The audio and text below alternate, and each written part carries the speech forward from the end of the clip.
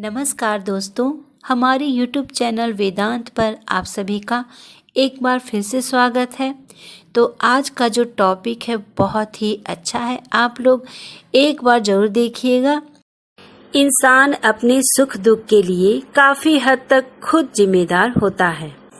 भगवान भले ही आपके भाग्य में धन और सुख लिखकर भेजते हैं, लेकिन आपकी हर बात पर भगवान नज़र रखते हैं और आपके कर्मों के अनुसार भाग्य को बदलते भी हैं। इसलिए देखा जाता है कि कई लोगों की हथेली में लंबी आयु रेखा होने के बाद भी अकाल मृत्यु हो जाती है और अच्छे भाग्य होने के बाद भी गरीबी में गुजर बसर करना पड़ता है। भगवान श्री कृष्ण के मित्र सुदामा भी इस बात के उदाहरण हैं, जिन्हें अपनी भूल के कारण अत्यंत गरीबी का सामना करना पड़ा था। वैसे बाद में श्री कृष्ण की कृपा उन पे हुई और उनकी गरीबी दूर हो गई। तो चलिए जानते हैं ऐसे कौन से कारण हैं जिनके कारण आपका भाग्य रूठ जाता है और आपको गरीबी का सामना करना पड़ता है।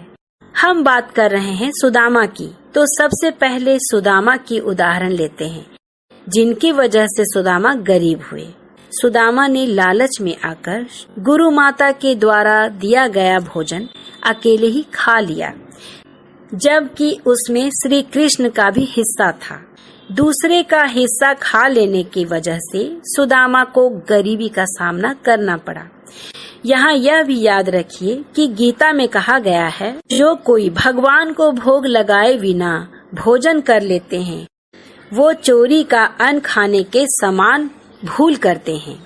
इसकी सजा लोक और परलोक दोनों में भोगनी होती है, इसलिए दूसरों का हक नहीं छीनना चाहिए। महाभारत के अनुशासन पर्वों में कहा गया है कि दानेम भोगी भवति, उदारता से भोग प्राप्त होता है।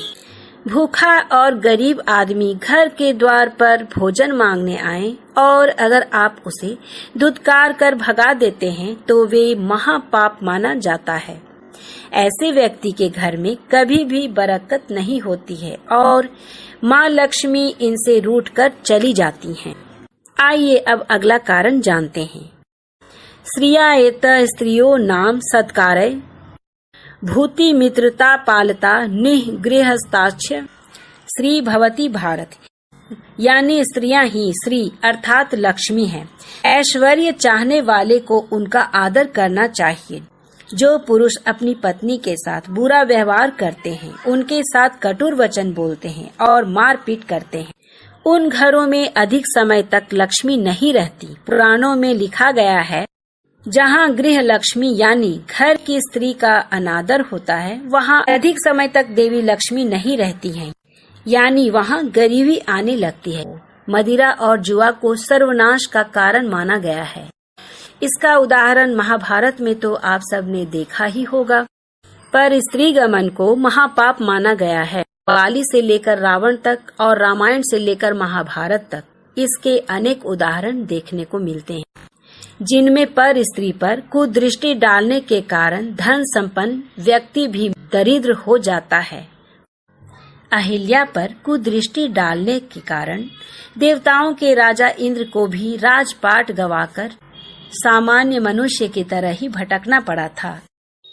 इसलिए शास्त्र कहता है, ये 5 ऐसे महापाप हैं जो मनुष्य को गरीब बना देते हैं। इसलिए इससे बचना चाहिए हर व्यक्ति को।